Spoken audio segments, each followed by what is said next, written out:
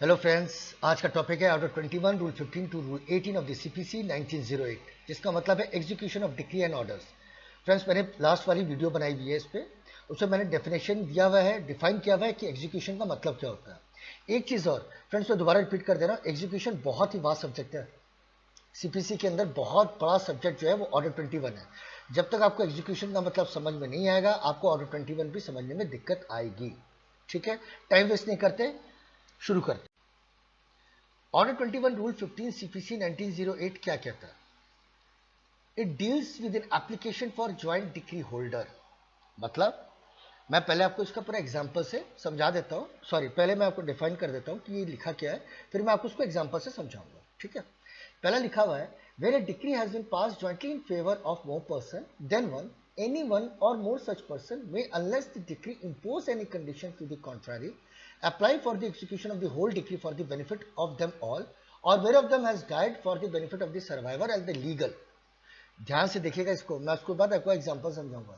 Where the court feels sufficient cause for allowing the decree to be executed as an application made under this rule, it shall make such order as is deemed necessary for protecting the interest of the person who have not joined in the application. अब इसको हम example से समझते हैं। ये देखिए, ABC कौन है? Decree holder. डी कौन है? डी के बगल में जेडी लिखा हुआ है। जेडी का क्या मतलब होता है? Judgement debtor. और उसके राइट हैंड साइड में मैंने लिखा 3 लाख फ्रॉम जेडी, यानी ए बी सी को 3 लाख रुपए लेने हैं डी से। यानी ए को मान लीजिए ए को 1 लाख रुपए लेने डी से, बी को 1 लाख रुपए लेने डी से, सी को 1 लाख रुपए लेने हैं डी से। तो 3 लाख रुपए जेडी से पैसे लेने। डिक्री होल्डर कौन होता है? हालांकि मैंने पिछली वीडियो में बनाया हुआ है, लेकिन फिर भी बता देता हूं आपको। डिक्री होल्डर वो होता है जिसके कोर्ट फेवर में डिक्री देती है, और जजमेंट डेप्टर वो होता है जिसके कोर्ट अगेंस्ट में ऑर्डर देती है। ठीक है, अब आते हैं डेफिनेशन पे। मान लीजिए ए और बी ने एग्जीक्यूशन का केस डाल दिया, सी ने नहीं डाला, तो क्या होगा? क्या 3 लाख रुपए ए में 1.5 लाख मिल जाएंगे, बी को 1.5 लाख मिल जाएंगे? नहीं। अगर तीनों में से कोई एक ने एप्लीकेशन नहीं लगाई है सॉरी, तीनों में से अगर एक ने एप्लीकेशन नहीं लगाई है, तो इसका मतलब ये नहीं कि जिसने एप्लीकेशन लगाई उसको पूरा पैसा मिल जाएगा। इसका मतलब है कि कोर्ट को उसके जिसने एप्लीकेशन नहीं लगाई है उसके उसके इंटरेस्ट को भी प्रोटेक्ट करना पड़ेगा। अगर मान लीजिए सी ने एप्लीकेशन एग्जीक्यूशन की नहीं लगाई है और ए और बी ने लगाई है, तो ऐसा मत सोचिएगा कि ए को 1.5 लाख मिल जाएगा, बी को 1.5 लाख मिल जाएगा, सी को कुछ नहीं मिलेगा। सी को भी मिलेगा, कोर्ट को उसकी भी प्रोटेक्शन का इंटरेस्ट रखना पड़ेगा, उसके इंटरेस्ट को प्रोटेक्ट करना होगा। यह है ऑर्डर 21 रूल 15 सीपीसी 1908, जो डील करता है ज्वाइंट डिक्री होल्डर को। ठीक है, चलते हैं नेक्स्ट टॉपिक पर। ऑर्डर 21 रूल 16 सीपीसी 1908 क्या कहता है? It's an application for execution bye transferee of decree. फिर से मैं इनका पूरा डिफाइन कर देता हूं आपको, फिर मैं इसको आपको एग्जांपल से समझाऊंगा जो नेक्स्ट स्लाइड पे होगा। क्या कह रहा है order 21 rule 16?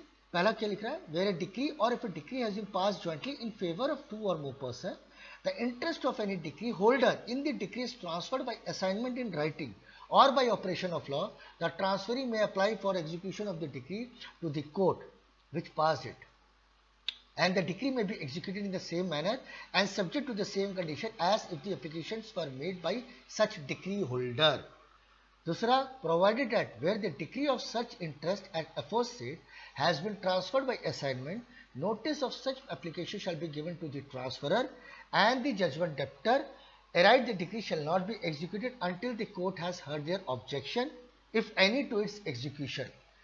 Provided also that where a decree for the payment of money against 2 or more person has been transferred to one of them, it shall not be executed against the other. अब इसको हम example से समझते हैं।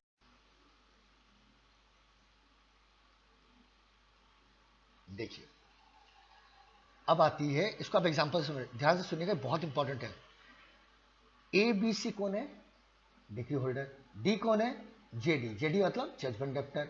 अच्छा, ए के नीचे आप देखोगे एक ई लिखा, एक ई बना हुआ, ई है ट्रांसफरी, और राइट हैंड साइड में 3 लाख रुपए लिखे हुए। 3 लाख रुपए वही है, एबीसी को पैसे लेने हैं डी से। ठीक है सॉरी, तो ए ने अपनी डिक्री क्या की? ई को ट्रांसफर कर दी। ए ने अपनी डिग्री ई को ट्रांसफर कर दी कि भाई ई को कहा कि एक काम कर, तू डी से अपना पैसा ले लेना। क्यों? ये भी तो हो सकता है ना, इसलिए ट्रांसफर करी कि हो सकता है कि ई को पैसे ए से लेने हो और ई ने कोई बात दाखिल ना की हो, कोई सूट दाखिल ना किया हो, तो ए ने बोला मेरे को डी से 1 लाख रुपए लेने और मुझे तेरे को 1 लाख रुपए देना है ई को, तो ई को उसने ट्रांसफर कर दी डिग्री, बोला तो डी से अपने आप पैसे ले ले। ठीक है, अगर ऐसी सिचुएशन है और अगर जजमेंट डेप्टर को कोई ऑब्जेक्शन है तो कोर्ट सबसे पहले उसको ऑब्जेक्शन सुनेगी। ऐसे नहीं कि अच्छा आपने ट्रांसफर कर दिया, आ जाओ जी आ जाओ, कोई बात नहीं, ऐसा नहीं है। यह भी तो हो सकता है ना कि डी ये ऑब्जेक्शन रेज करे कि जनाब मैंने ए को तो ऑलरेडी 50,000 रुपए पहले दे रखे हैं, तो अब 1 लाख रुपए किस चीज के? तो जो भी ऑब्जेक्शन होगा तो पहले डी की ऑब्जेक्शन, डी को ना जजमेंट डेप्टर के ऑब्जेक्शंस को सुना जाएगा। ऐसे नहीं होगा कि ए ने ट्रांसफर कर दिया अपनी डिग्री तो नॉर्मल एग्जीक्यूशन पे चला जाएगा, ऐसा नहीं है। If there is any objection, अगर डी जजमेंट डेप्टर को कोई ऑब्जेक्शन है तो कोर्ट सबसे पहले ऑब्जेक्शन को सुनेगी before executing the case. Clear आपको? चलते हैं नेक्स्ट टॉपिक पे। इस पे दूसरा एग्जांपल भी है, इसी में मैंने दूसरा एग्जांपल ही बनाया। अब ए कौन है? Degree holder. बी और डी कौन है? Judgement debtor. अब देखिए लेफ्ट हैंड साइड में मैंने क्या लिखा, डी एच यानी डिग्री होल्डर ए ने अपनी डिग्री पास कर दी बी को।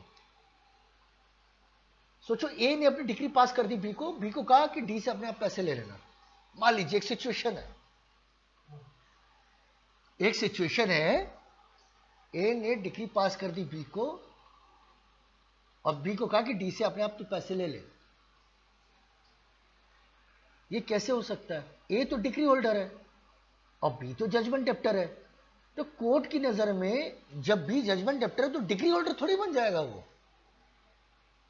जब ए ने अपनी डिग्री पास कर दी बी को तो कोर्ट की नजर में बी तो जजमेंट डेप्टर है ना और ए डिग्री होल्डर है, तो बी जब जजमेंट डेप्टर है तो बी डिग्री होल्डर तो नहीं बन सकता ना।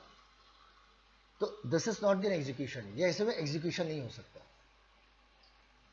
आप समझ रहे हो ना मैं आपको क्या बता रहा हूं? आई होप आपको ये एग्जांपल्स क्लियर होंगे बिल्कुल। अगर आपको फिर भी कोई डाउट हो तो आप मुझे कमेंट से पूछ लीजिएगा, मैं आपको उसका जवाब दे दूंगा आपको। ठीक है, चलते हैं नेक्स्ट स्लाइड पे। Order 21 rule 17 CPC 1908 application for execution of degree. Brother मैंने ना इस पे साफ चीज लिखी है, please refer my last video for this subject order 21 rule 11 CPC 1908। मैंने आपको फर्स्ट स्लाइड पे कहा था कि मैंने इसे पीछे वीडियो बनाया हुआ है। ऑर्डर 21 रूल 17 सीपीसी एंड को अगर समझना है तो मेरा ऑर्डर 21 रूल 11 की आप वीडियो देख लो। मैंने एग्जांपल से समझाया हुआ है, आपको बहुत जल्दी समझ में आएगा। मेरी आपसे रिक्वेस्ट है कि ऑर्डर 21 रूल 17 के लिए आप एक बार मेरे लास्ट वाले वीडियो को रेफर कर लेना। ठीक है, थैंक यू। आगे चलते हैं।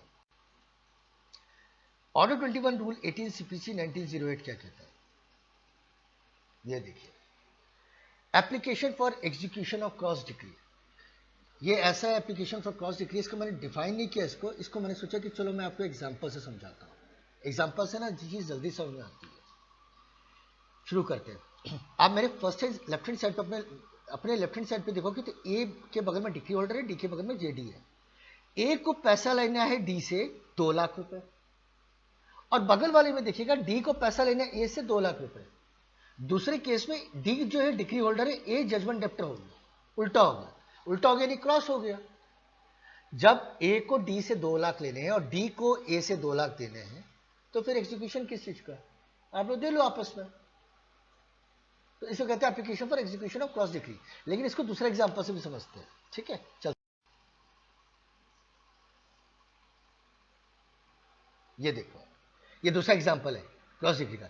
ए को डी से पैसे कितने लेने? लेफ्ट हैंड साइड पे देखिए आप 2 लाख रुपए, और दूसरी जगह क्या है, डी को ए से कितने पैसे लेने? 1 लाख रुपए। तो मान लीजिए ए ने एग्जीक्यूशन का केस डाला, इधर डी ने एग्जीक्यूशन का केस डाला, तो डी को अब पैसे कितने देने होंगे? ए को डी से लेने थे 2 लाख, डी को ए से लेने थे 1 लाख, तो टोटल कितने पैसे देने होंगे डी को? 1 लाख ना।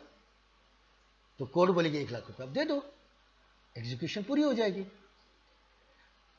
फ्रेंड्स देखो, आपको मैं 3-4 रूल्स करके ही पढ़ाऊंगा और मैं एग्जांपल्स पे ज्यादा बिलीव करता हूं कि एग्जांपल से चीज बहुत क्लियर हो जाती है।